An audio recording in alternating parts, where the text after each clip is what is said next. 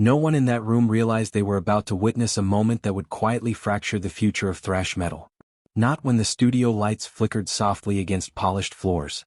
Not when executives shuffled papers worth millions of dollars. And certainly not when Tom Araya walked in with the same calm, steady presence that had become his trademark. At that point, everything still felt possible. Two of the most powerful forces in metal were about to collide. And if things went right, they wouldn't just make history. They would redefine it. But history has a strange way of turning on moments no one can predict. Moments that begin with silence and end with something breaking. Sometimes that something is trust. And sometimes it's a guitar.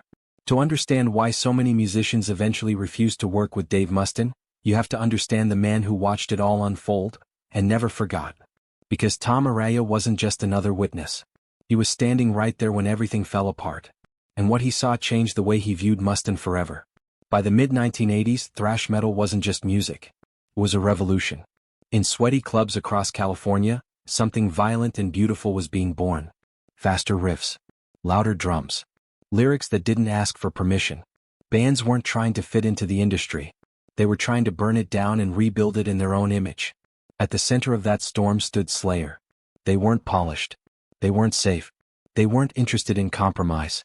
And Tom Araya, their bassist and vocalist, was the eye of that storm. On stage, he looked almost possessed, his voice cutting through walls of distortion with terrifying precision. But offstage he was something else entirely. Quiet. Observant. Grounded. He wasn't chasing chaos. He was controlling it. Long before Slayer became legends, Araya lived a double life. By day he worked as a respiratory therapist, helping patients breathe. By night, he stepped onto stages where the music felt like it was stealing the air from the room. He understood discipline, responsibility, control. Things that would soon be tested in ways he never expected. Across the same state, another story was unfolding. A story fueled by anger so intense it would reshape the entire genre. Dave Mustaine had been thrown out of Metallica. Not eased out. Not gently replaced. Thrown out. He had helped build that band from nothing. His riffs. His ideas. His hunger. And then suddenly he was on a bus heading back to California, watching everything he helped create move on without him. Humiliation can break a person. Or it can transform them into something else. Mustaine chose transformation. He didn't just want redemption. He wanted revenge. He wanted to build something faster. Heavier. More precise. Something that would prove to the world that he was never the weak link. That something became Megadeth. And there was no denying his brilliance. His playing was surgical. His songwriting relentless. When Megadeth released Peace Sells, but who's buying? It wasn't just an album. It was a declaration of war. At the same time, Slayer unleashed Rain in Blood, produced by Rick Rubin, an album so aggressive, so unapologetic, it redefined what metal could be. Both bands were rising. Both bands were unstoppable. And to the people watching from the outside, bringing them together seemed like the most obvious decision in the world. Executives at Combat Records and Def Jam Recordings saw the opportunity immediately. A joint EP. A shared tour. Two giants side by side. It wasn't just music.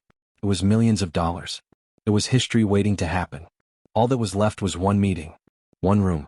One decision. When Slayer arrived at the Los Angeles studio that day in 1986, everything felt professional. Focused. Controlled. Tom Araya walked in alongside Kerry King, Jeff Hanneman, and Dave Lombardo. They were ready. They understood what was at stake. This wasn't just another gig. This was legacy. Megadeth's bassist, David Ellefson, arrived on time. Calm. Professional. Respectful. But Mustaine wasn't there. At first no one worried. Musicians ran late all the time. It wasn't unusual. But as the minutes stretched into hours, the energy in the room began to shift. Conversations grew shorter. Executives checked their watches more often. Assistants stepped outside to make calls that went unanswered. Studio time wasn't cheap. Every minute bleeding away was money disappearing into nothing. Still everyone waited. Because Mustaine wasn't just anyone.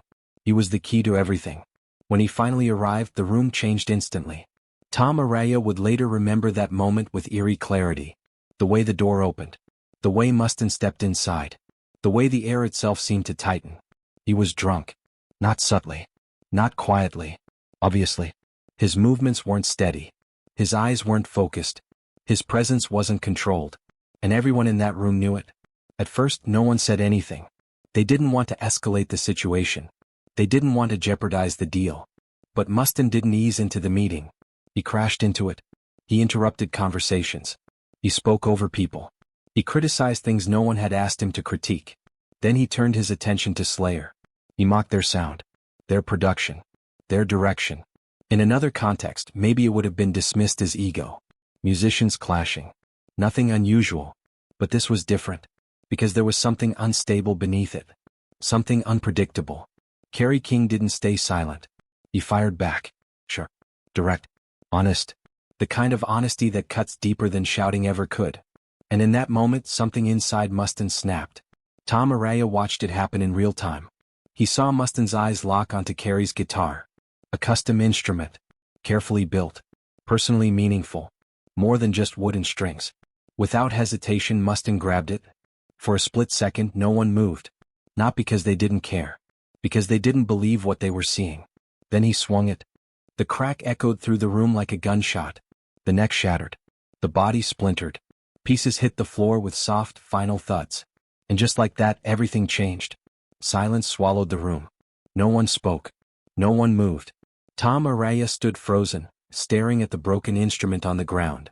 Not just seeing the damage but understanding what it meant. This wasn't frustration. This wasn't passion. This was destruction. Kerry King lunged forward, rage exploding out of him. Jeff Hanneman and Dave Lombardo grabbed him, holding him back before violence consumed the moment completely. Ellefson stood there helpless, watching his bandmate destroy something that could never be repaired. Executives rushed in, their dreams collapsing in front of them. The meeting ended right there. Not with signatures. Not with handshakes. With security escorting Mustaine out. And Tom Araya never forgot what he saw on his way out the door. Not anger. Not pride. But something colder. Something emptier. The aftermath was immediate. The collaboration vanished. The tour disappeared. Millions of dollars evaporated. But the financial loss wasn't the real damage. Trust was. Word spread quickly through the industry. Musicians talked. Managers listened. Promoters took note. Talent could open doors. But unpredictability could close them forever. Mustaine's reputation began to carry a shadow. Not because of his music. No one questioned his genius. But because working with him suddenly felt like a gamble. And Tom Araya made a quiet decision that day. He didn't announce it. He didn't attack Mustaine in interviews. He simply stepped back. Years later, their paths crossed again during tours with bands like Anthrax and Alice in Chains. They shared stages. They shared crowds. But they never shared trust. Araya remained professional. Polite. Respectful. But distant. Because once you've seen someone destroy something in a moment of rage, you can never fully unsee it. In interviews, Araya never spoke with bitterness. That wasn't his way. But his words carried something heavier than anger. Disappointment. He respected Mustaine's talent. Admired his drive. Understood his pain. But respect and trust are not the same thing. And trust, once broken, doesn't return easily. Other musicians saw it too. They saw the brilliance. And they saw the volatility. And quietly, without public declarations, many chose the same path Araya had chosen. Distance. Not out of hatred.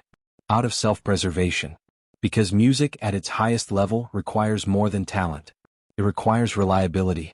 It requires stability. It requires trust. Mustaine would go on to achieve incredible success.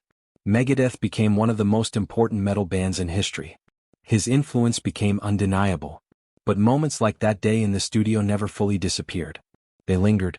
In memories. In stories. In the quiet decisions made behind closed doors. Tom Araya never needed to shout about it. He didn't need to expose or embarrass anyone. His distance said everything. Because sometimes the loudest statements are made in silence. Sometimes the most powerful decision isn't confrontation. It's walking away. And in a genre built on chaos, Tom Araya chose control. He chose peace. He chose to protect what he had built. And in doing so, he revealed something far more important than scandal or drama. He revealed the truth about what really matters in the end. Not just talent. Not just success. But the kind of person people trust when everything is on the line. And once that trust is gone, even legends can find themselves standing alone.